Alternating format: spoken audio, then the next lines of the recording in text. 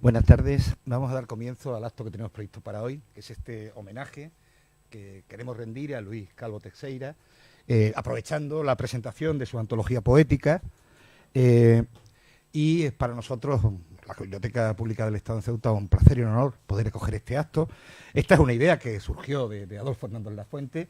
Vino a verme, como otras muchas veces, a proponer proyectos, actividad, y en este caso era este homenaje, yo creo que justo y demorado, en muchas ocasiones, a Luis Calvo Teixeira, que, bueno, pues, que era, creo, un acto de justicia, el recuperar su memoria en la que fue su ciudad natal, y en ese sentido, pues, la aportación, como digo, ha sido entera de Adolfo Hernández Lafuente, del Foro del Estrecho, que además ha publicado el libro, la antología poética de Luis Calvo Teixeira, y lógicamente, pues, contamos como aporte principal, aparte de la propia imagen de Luis y algún vídeo de su trayectoria, contamos con Adolfo Hernández Lafuente, que lo conoció personalmente, fue amigo personal de Luis Calvo Teixeira.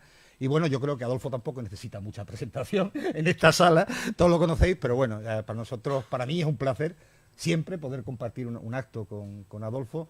Tengo la satisfacción de vez en cuando poder hacerlo, además somos compañeros del Instituto de Estudios Ceutíes, y además, bueno, estamos ante todo una medalla de Ceuta, muy reciente además, con todo merecimiento, por lo tanto creo que no me voy a extender en hacer una presentación al uso, porque sé que todos son amigos que te conocen, Adolfo, y por lo tanto es innecesaria, ¿no? Yo soy Max y que damos...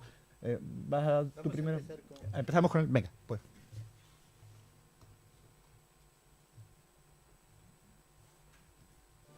¿Qué cosa más atractiva podía haber para un programa de televisión que retratar la entraña? Clarín fue un crítico inflexible de académicos. Gracias a que Miguel colocó la ternura sobre la vida y la vida sobre la ternura.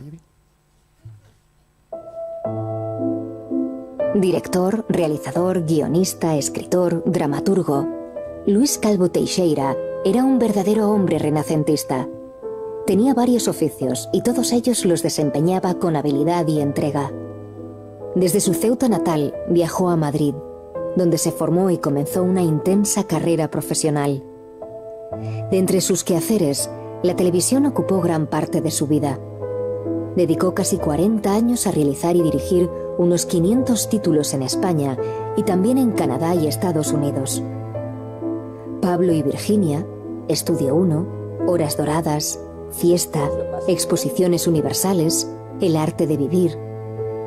Calvo Teixeira fue clave en los primeros años de andadura de la televisión española, recalando también en las recién nacidas cadenas privadas. ¡Nos vamos contigo, jinete! Su fulgor y muerte de Joaquín Murieta quedó finalista del prestigioso Premio Italia de Televisión. En su labor teatral, desde la dramaturgia, la dirección y también desde la gestión del Teatro Alfil, trabajó incansablemente para acercar al público las obras de Brecht, Osborne o Miura, entre otros.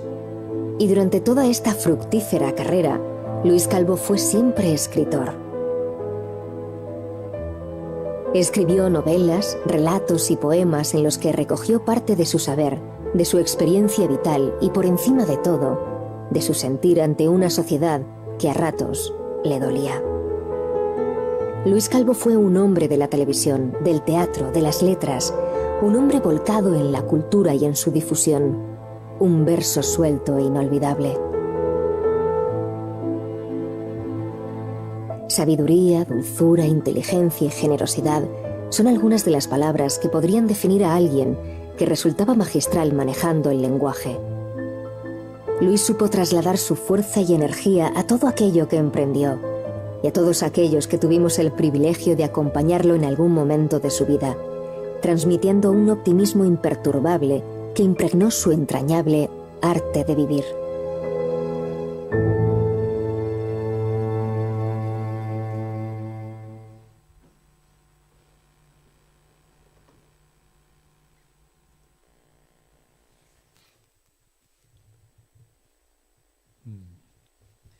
Sí, yo solo un momentito, perdóname Adolfo, estamos retransmitiendo en directo por internet la sesión de hoy y si van a ustedes a hacer preguntas y tal, les pasaremos el micrófono para que las personas que nos siguen desde sus casas, desde la red, puedan escucharnos, ¿no? No sería difícil. Después, además, quedará colgado el vídeo en la videoteca de la biblioteca, donde haya muchas actividades colgadas para en fin, disfrute de todo el mundo que no haya podido estar aquí hoy.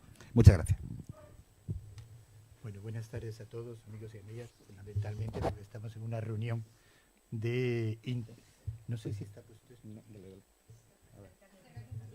¿Vale? ¿Ahora? Ahora sí. Muy bien. Bueno, estamos casi en la intimidad y es un poco el sentido que tenía Luis de su poesía, que es una poesía muy intimista y que preservó mucho de sacarla. Y bueno, cuando la sacaba, pues realmente lo pensaba mucho. Quiero empezar diciendo que homenajear en el recuerdo es algo fundamental. En los ejércitos existe la tradición, que además reiteran y practican asiduamente, de que nadie muere enteramente mientras haya amigos y camaradas y compañeros que le recuerden. Y por eso en su liturgia habitual, en los actos en los que se hace el homenaje a la bandera, siempre se acompaña de un recuerdo que es el recuerdo de los compañeros caídos, el recuerdo de los que han ido desapareciendo. Y es verdad que en la memoria de los que hemos compartido la amistad con otros o la intimidad familiar, pues siempre perdura, siempre pervive el rastro de esa persona. Y el rastro de Luis ha sido muy largo y que tenía círculos de amistades allá donde él estaba. Luis, no solamente aquí, porque yo recuerdo que en su época primera inicial, cuando yo le conocí, tenía una tertulia famosa en Ceuta, que era una tertulia intelectual, tertulia del Búho, que le llamaban, donde había gente como Manuel Ramírez, estaba Manuel Alcalde, estaba Juan Díaz, estaba pues, todo el grupo que en aquel momento María Carmen Zurita, Elena Laverón, o sea, era un grupo, un colectivo de personas que realmente cuando él llegaba se movilizaban, porque además siempre hacían alguna actividad, montaba teatro, hacía tertulias, es decir, en torno suyo siempre había una red de amistades con mucha dinámica. Eso lo hacía en Madrid, lo hacía en cualquier sitio donde él estuviera. Pero también hacía otra cosa, y es que Luis ejercía mucho de ceutí. Le gustaba exhibirse como ceutí, siempre lo decía. Hay otros que se callan y dicen que no son, sobre todo en aquella época y demás, pero él siempre. Además, en sus giros del lenguaje, sus frases habituales, siempre estaba intercalando cosas que nada más que los que éramos de Ceuta pues reconocíamos, porque evidentemente estaba ahí. Le pasaba como a muchos, o a la mayoría de los que hemos tenido que estar en la diáspora, no hemos seguido viviendo del lugar donde nos criamos. Hay una frase que Manuel Ramírez, que fue, no sé, para los que no le conocéis, es un catedrático de Derecho Político, fue rector de la Universidad de Zaragoza durante muchos años. O sea, había 3 notables ceutíes en Zaragoza. Uno era el comandante general, que era un militar que había nacido aquí, y el otro era Nayib, que era el futbolista, y Manolo Ramírez, que era el decano de la facultad. Bueno, pues Manolo Ramírez siempre decía, y lo tiene escrito por ahí, tenemos el libro publicado en el instituto donde lo repite, que los que aquí nos hemos nacido, lo que hemos nacido, nos hemos criado, cuando nos vamos lejos, parece que hay como un ancla que se ha fijado aquí y no nos deja que nos separemos de este lugar. Y es verdad que siempre permanece una imagen de lo que aquí recibimos. Y bueno, en esa idea él siempre recordaba la ciudad. Quiero resaltar esto en primer lugar porque Luis es una persona que aquí en los últimos años yo creo que venía muy poco. Yo le recuerdo la última vez que le vi por Ceuta fue cuando la inauguración del Parque Marítimo, que estuvo dirigiendo luego veremos un trozo del reportaje, que además fue un reportaje que tuvo gran trascendencia que lo hiciera él porque aparte del cariño que le puso, sirvió para que se viese en cantidad de sitios y que se promocionase mucho la imagen de la ciudad. Y es verdad que hacerle un homenaje primeramente en su tierra pues es importante. Desde la perspectiva más exterior, por empezar con una nota que reconocía mucho su trabajo, la necrológica que publicó el diario El País señalaba que Luis en sí mismo, en su figura, estaba el esfuerzo y el perfeccionamiento de lo que había sido la historia de la televisión española. Es decir, una persona que entró en televisión en los primeros momentos, fue de los pioneros y que siguió haciendo una gran labor por una televisión de un modelo muy cultural. Ahora hablaremos un poco de sus programas. Luis, yo creo que entró en la televisión, pues, según él contaba, pues por pura casualidad. Él no estaba preparado, él hizo Derecho en la facultad y se dedicaba al teatro, a escribir, fundamentalmente teatro, y le gustaba mucho escribir también literatura. Cuentan que se presentó al Premio Sésamo en esa época que estaba en el Colegio Mayor y quedó finalista. El Premio Sésamo era entonces uno de los más importantes en literatura y en poesía. Y como quedó el segundo, quemó la novela en la terraza del Colegio Mayor, porque no había merecido ser la primera y por lo tanto no era buena y no era profesional. Entonces creía en los concursos, pero era un creyente de los concursos bastante intenso porque su entrada en televisión fue a través de un concurso de guiones. Hay un concurso nacional de guiones para la televisión española donde él quedó finalista y quedó el primero después. Y entró como guionista de la televisión. De ahí ya fue haciendo un poco la carrera técnica en la que se metió a ayudante de realización y después siguió la dirección, primero de teatro, en los programas aquellos que había de teatro, no me acuerdo cómo se llamaban ya esos programas, pero hizo mucho teatro. Mucho teatro. ¿Estudio uno? Hizo mucho teatro. Bueno, pues esa imagen de Luis a lo largo de todos esos años siempre fue tener una idea de la televisión desde una perspectiva promotora de la cultura. Y si vemos la obra suya incluso las comedias, él era muy seguidor de un estilo de comedia muy americana, la británica, la de Paddy Chayefsky y demás, la de Neil Covart, y que dentro de ese estilo, que era también muy cercano en la comedia popular, él trataba de seguir incluso en esa serie, hizo series con guiones de Paddy Chayefsky y demás. Bueno, el conjunto de su obra es impresionante porque nada más que como programas que él dirige y realiza están casi 500, 490 y tantos, me parece que hay fichado. Es una enorme cantidad de programas. Después tenía spots publicitarios, tenía otros de teatro, o sea que dedicó muchísimo tiempo a la televisión y dejó una huella que ahora puede verse. Yo hace un mes estábamos en una librería, una editorial que está interesada en editar los relatos cortos de Luis y preparando el homenaje a Madrid. El homenaje a Madrid que queremos, que allí tiene muchos amigos y demás, es el que queremos hacer después de este.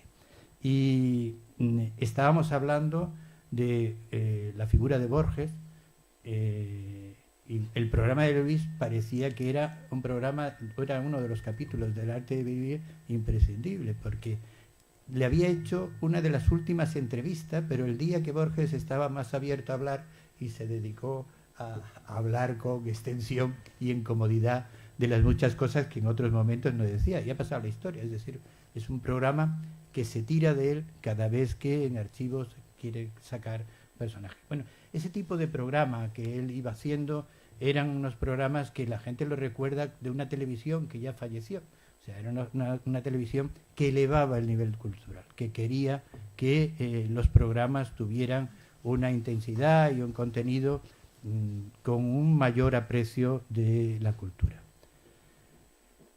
Tenía otras actividades, que durante tiempo llevó el Teatro Alfil. El Teatro Alfil era muy famoso en Madrid porque, por dos razones. Primero, porque en la época de la transición las obras que se producían allá, pues a veces eran multadas y era cerrado el teatro cada 2 por 3, pero aparte allí se celebraban festivales de teatro internacional, teatro de vanguardia, y era muy interesante la aportación que hacía también al mundo del teatro allá. Como sabéis, Luis no solamente hizo televisión aquí, sino que estuvo una temporada en Canadá y en Estados Unidos haciendo televisión. Después dejó la televisión pública, no sin antes que le encargara Pilar Miró, siendo directora de Radio y Televisión Española, le encargó ser el comisario de los reportajes y toda la producción informativa de la Expo de Sevilla, la Exposición Universal de Sevilla. Ahí se volcó Luis porque hizo una serie de programas dedicados a la historia de todas las exposiciones universales que había habido antes de la de Sevilla. Publicó un libro espléndido sobre esa misma historia de las exposiciones, a la vez un libro de relatos sobre las exposiciones que sucedían, relatos cortos que sucedían en exposiciones universales, y ahí fusionó perfectamente lo que era su actividad profesional de director y realizador en la televisión con lo que era su vocación de escritor, de literato, etcétera, etcétera. Bien, en todos esos, digamos, avatares de su vida profesional, pues yo creo que hoy en día gozamos de las hemerotecas, si no se han destrozado en las primeras épocas, los primeros periodos de televisión, los soportes audiovisuales. Vosotros en las bibliotecas tenéis esa gran dificultad de que durante todos estos años del progreso de la técnica no solamente hay que conservar los programas, sino el soporte en el que se hizo y se va a emitir el programa. Y eso ha hecho dificilísimo el no poder tener una homogenización y poder verlo. En cualquier caso, el cambio de formatos constante es un problema. Sí, es una conservación. Bueno, pues todos esos avatares los sufrió Luis en su larga vida de profesional de la televisión.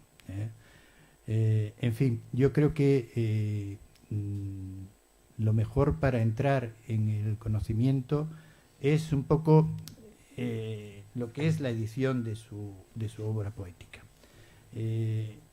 en un momento de la introducción digo que la verdadera personalidad de Luis era la personalidad de un poeta, pero es que él componía permanentemente, es decir, necesitaba expresarse poéticamente. Cualquier suceso, sea alegre o sea doloroso, él siempre esa emoción la trasladaba a un poema y ese poema lo mandaba. O sea, los amigos de Luis estábamos acostumbrados a recibir poemas. Poemas realmente muy emotivos, ¿no? O sea que yo recuerdo que el que dedicó a mi mujer cuando murió, mi primera mujer, pues me llegó al día siguiente. Era una cosa inmediata y era realmente conmovedor, ¿no? Lo vemos, hemos intentado publicar algunos de ellos y veremos que dentro de lo que era su abanico de temática y de imágenes, en el fondo Luis lo que hacía es expresarse poéticamente. Tenía una gran necesidad de expresarse de esa manera. Por otro lado, es verdad que si la poesía se arma de la palabra y esta es la que expande en dos objetivos lo que es el objeto de la poesía, es decir, por un lado la imagen o lo que dibuja el contenido del poema y la música o lo que se escucha del contenido del poema. Él los dos los manejaba perfectamente y lo podemos contemplar en lo que es su obra poética. Esa obra poética que él no, salvo estas efemérides en las que iba haciendo que circularan sus poemas, eran personales, solo tenían normalmente un destinatario, pero escribía mucha poesía. Yo siempre le daba la lata con que recopilara y tuviera un poco más del sentido de publicación, pero no, era muy contrario y no lo hacía ni mucho menos por eso, sino que lo hacía muy espontáneamente. Pero es verdad que algunas cosas publicó. Él tenía en su web poemas muy interesantes. Yo creo que los que habían en una etapa superado ya una serie de experimentos poéticos y que había llegado a una construcción de historias a través de esa poesía. Y por otro lado, lo que yo y los que somos seguidores de su poesía entendemos que es su libro más completo, que es el del Pollito Amarillo. Sorprendentemente, un libro que parece en primera instancia que puede ser dirigida hacia la infancia o los niños, hablando de un pollito, es realmente una visión conmovedora de lo que es la compasión y lo que es la ternura en relación con el ser humano, y su vivencia en esta tierra. Pues dentro de todo eso, nosotros hemos ido recogiendo lo que entendíamos que no podría ir contra su criterio de publicar o de mandar, porque en vida, si él había reservado sus carpetas y no había querido compartirla en esos poemas de su intimidad, pues los hemos ido, soslayando, dejándolo, en su intimidad más solitaria. Pero sí que el del resto de las carpetas donde él iba acumulando poemas dentro de una temática y dentro de lo que podía ser libros en su momento compuestos, pues hemos recogido una selección que es lo que es la antología y ahí está. En ese sentido, yo quería, y es lo que creo mejor de este acto de homenajes, pues leer 2 o 3 poemas que siempre... Si quieres que te ayude alguno. Sí, toma. Toma. Voy a señalar con lo que decía en sus primeros poetas, en primeras poesías, que él sigue en aquella época era bastante vanguardista, estaba muy... él era experto porque había intentado mucho trabajar y montar el teatro de vanguardia. El teatro de vanguardia que nos llegaba fundamentalmente de Francia, Ionesco, o de Inglaterra, Beckett, que ya trabajaba en Francia, y en toda esa historia de lo que era la vanguardia, pues él perseveraba mucho en sus trabajos, ¿no? Recojo 2 que son muy cortos y que podemos ver perfectamente. Yo creo que con respecto a la imagen y el uso de la metáfora, es impresionante el dominio que tenía en el tema. En un pequeño poema que llama La esperanza y que señala así: estábamos abajo en aquel pozo, el cielo arriba. Al redondel del cielo se asomó una sonrisa, breve, breve. Extendimos las manos y nos dijo: esperar, esperar, vendré mañana. Es decir, es una expresión de lo que puede ser la esperanza con una imagen realmente concreta y muy soberbia. Y en cuanto al ritmo y su utilización de esa musicalidad necesaria para que sea poesía, que es la diferencia, digamos, de la narración en prosa y de los artículos y los ensayos, la musicalidad también era un componente de ese estilo suyo. Leo otro poema, es de esa época primera y que usa un ritmo muy acentuado para un dramatismo que quiere ir creciendo. Se llama el poema Perro apaleado. Perro apaleado, ven. Si te encuentro en la esquina, ven. Perro pateado, ven. Si quieres carne o agua, ven. Perro sangrante, ven. Si quieres que te cure, ven. Ven por la noche, ven. Tengo a cuestas mis ojos, 1000 ojos, ¿sabes? Pueden verte, pero ven, ven lentamente, ven. No ladres al llorar, no los despiertes. ¿Tienes alguno? Voy a ir uno muy divertido, que yo he llamado domésticos, porque en esas historias en las que él compartía sus poemas con los amigos y demás, a ver si lo encuentro.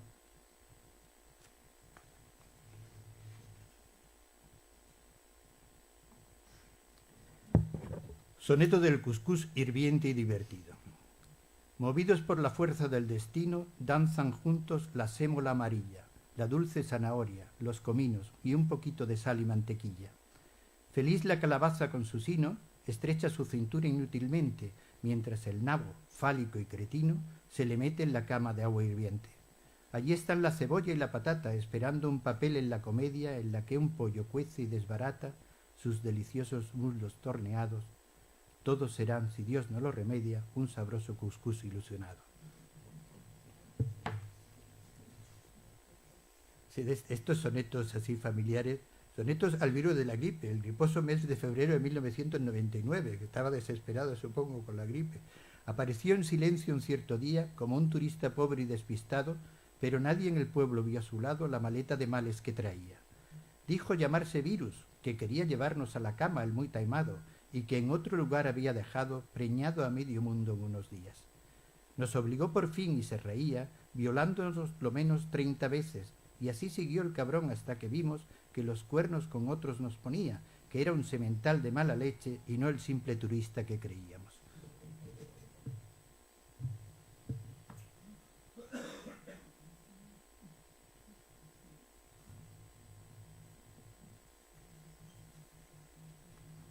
Si os parece, voy a terminar. Este es un poema que a mí me parece tremendo en ese sentido de la inmediatez de la emoción de Luis. Es sorprendente. Se llama La muerte de mi perrito Luterito. Ahora estarás lamiendo las manos del silencio, compañerito fiel, y andarás divirtiendo a las estrellas, Luterito cariñoso y amable. Has sido la poca cosa que siempre me quedaba, en cualquier circunstancia, después de cada viaje, al final de cada tramo de angustia, de cada palmo de existencia. Eras tan pequeñito que a veces te pisaba, como se pisa sin querer el viento, como se pisa una mirada, como se pisa cuanto te sale al paso sin estruendo. Has estado tanto tiempo rondando mis silencios que ahora que no te veo he descubierto que hay muchos agujeros en el aire. Yo voy a colocarte en la cuna de mi alma para que duermas a mi lado el sueño que ahora empiezas. Y si un día nos vemos, si nos vemos de nuevo como siempre nos vimos, es que yo ya habré muerto, como te has muerto tú hace un ratito. Luterito pequeño, rubio, fiel, delicado, compañero. Y cuando esto ocurra, yo, Luterito, te lanzaré pelotas como besos para que vuelvas a jugar conmigo en el interminable césped del tiempo.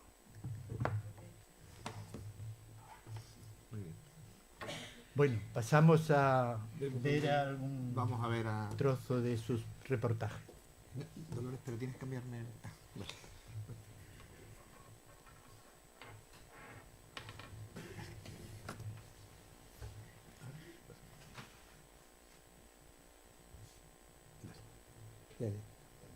El 12. El arte de vivir intenta aproximarse hoy a la estética y a la vida de una gran ciudad como es Madrid. Todas las grandes ciudades tienden cada vez más a parecerse entre ellas. Los nuevos espacios urbanos igualan a las maneras de vivir del hombre.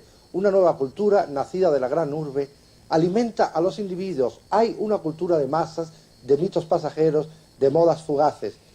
Pero está claro que cada ciudad es un mundo.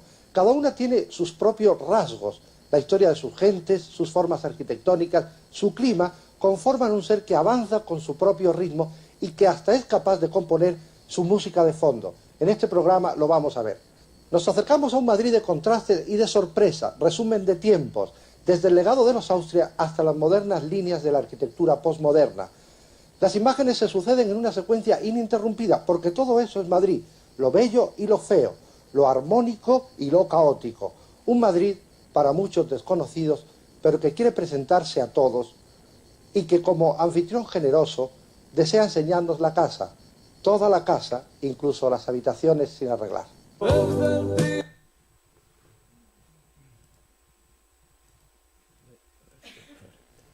¿Damos paso al cine?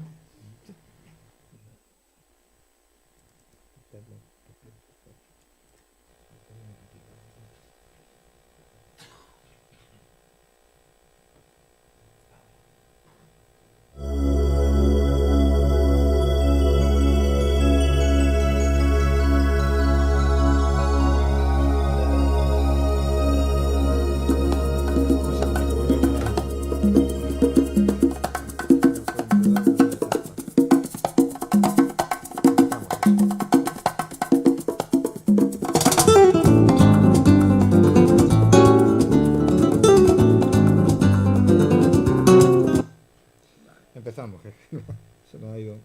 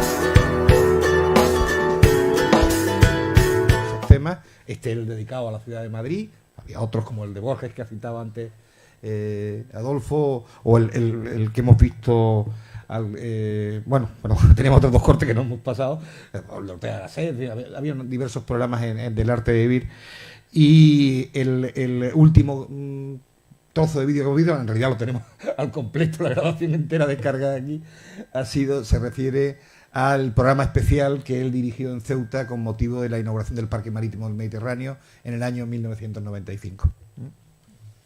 Sí,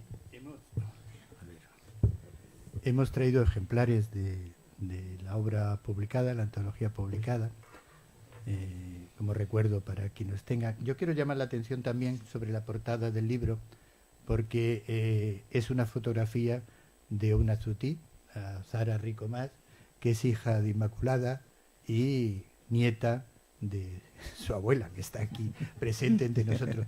Pero la foto en sí misma es un poema. Falta un poco la musicalidad, pero casi suena. Si cualquiera quiere decir cualquier otra cosa, añadirla, sí, ya que estamos aquí, os pasamos el micrófono. Cualquier pregunta o cualquier cosa que queráis decir sobre Luis o sobre cualquier asunto de lo que hoy nos convoca. ¿Queréis intervenir alguno? ¿No? Bueno, pues sí, venga.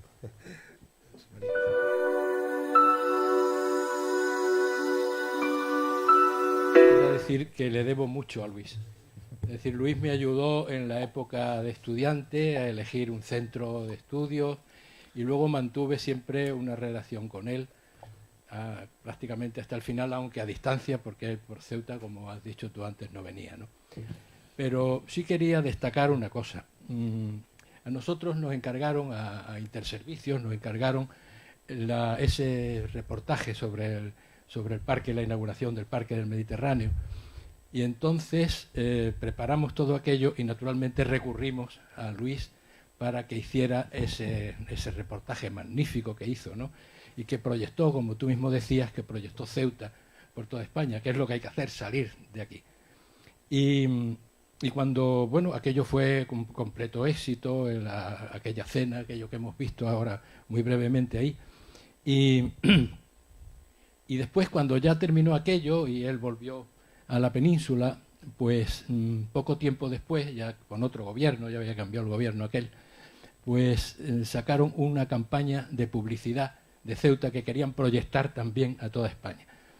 Para esto nosotros contratamos una empresa de publicidad, elegimos un eslogan entre todos que era Ceuta, ciudad mágica, y recurrimos a Luis Calvo de nuevo para que nos diera una idea de cuál podía ser una proyección inicial de presentación de esa campaña, ¿no?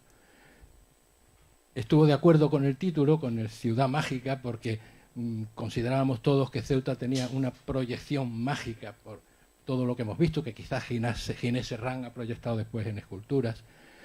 Y lo que quería destacar es la toma que él nos aconsejó que hiciéramos. Esa toma era que nacía con un encuadre de las olas rompiendo debajo de la Sirena, donde está la Sirena de Ceuta, y luego la cámara iba subiendo por el monte, pasaba las ruinas de murallas que había encima, seguía subiendo, pasaba por el faro, seguía subiendo, atravesaba el hacho, con lo cual se veía el hacho por dentro, y de pronto el helicóptero, que tendría que ser en aquellos momentos, nos aconsejó que fuera un helicóptero, no había drones entonces ni nada de esto, entonces el helicóptero se elevaba un poco más y se veía Ceuta al fondo. Aparecía de pronto Ceuta al fondo.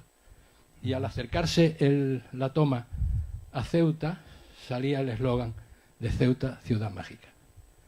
Yo creo que es una idea magnífica que después no se ha llevado a cabo. Aquello lo perdimos, era un concurso público, lo perdimos.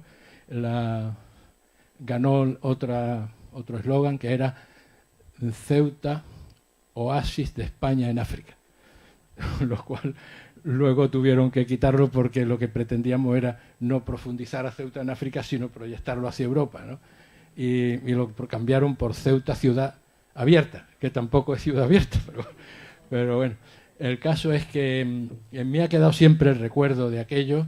Nosotros para la presentación, como no teníamos medios de hacerlo con un helicóptero, todo esto lo hicimos a fuerza de dibujos, todo era una escala de dibujos, pero la idea de Luis Calvo, de aquella proyección, donde Ceuta aparece de pronto, después de las murallas del hacho, era una cosa que recuerdo siempre y que algunos aquí también recordamos. Quería decir. Muy bien. Yo voy a contar otra anécdota de otro de los que presentes en la sala, Jesús Gavari, que anda por ahí escondido. En una de esas navidades o vacaciones de navidades en las que nos aburríamos y teníamos que hacer cosas, pues a Luis se le ocurrió hacer una película. La película ni más ni menos era una catástrofe de un temporal en un pueblo de pescadores en la playa de San Amaro, que era donde la instalamos. Y hicimos todo un montaje allí todos, pero Jesús era el protagonista de la obra. Sí, pero eras el protagonista.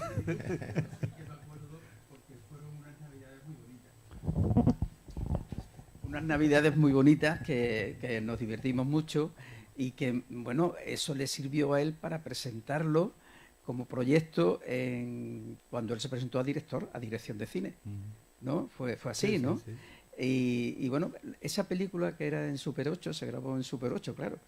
Es una pena que... porque creo que debe tener La Juanito tiene Borrás. Juanito Borrás, sí. Claro. No sé si Ricardo tiene también una copia. Claro, sí. Dice Ricardo, que la no, tiene, pero yo no la he visto. no. La de Juanito sí. Sí, José Mari quizás también la tenga. No, José María No, no. José Mario no lo tiene. Pues, en fin, lo pasamos muy bien. Y yo con él tuve también una relación que fue la que empezamos todos con el teatro, que tú eras el director. Y bueno,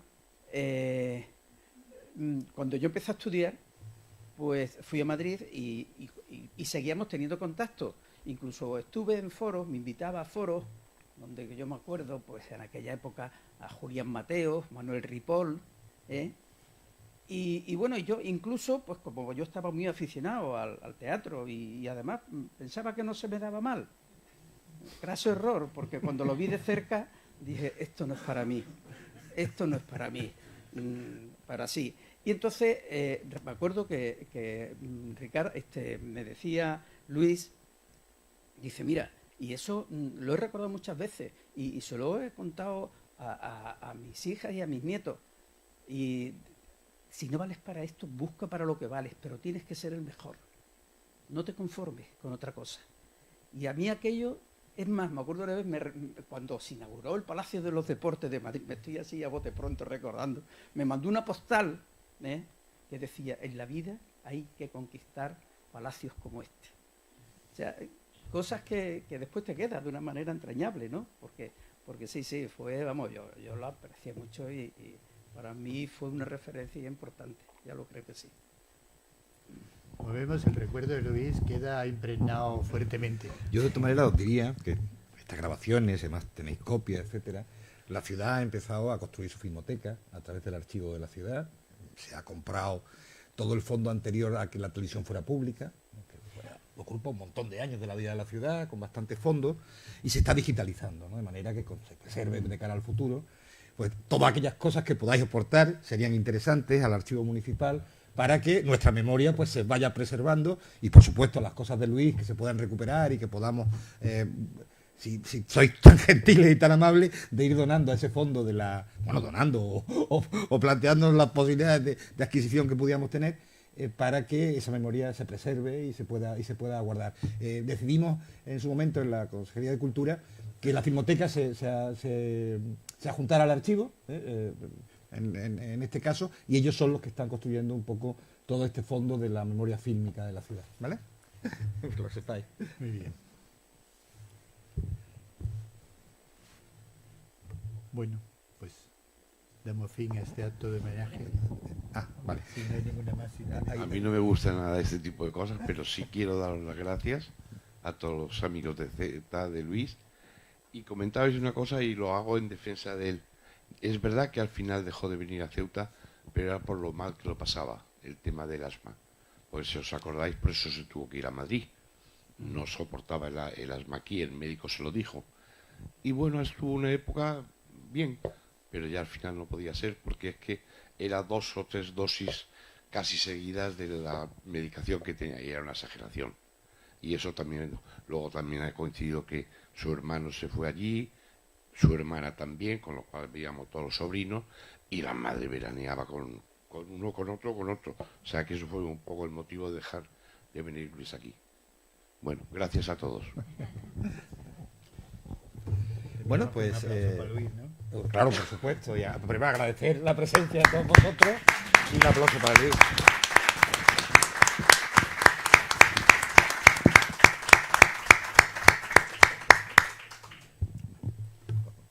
Muy bien. Los libros, por favor, si queréis, podéis recoger.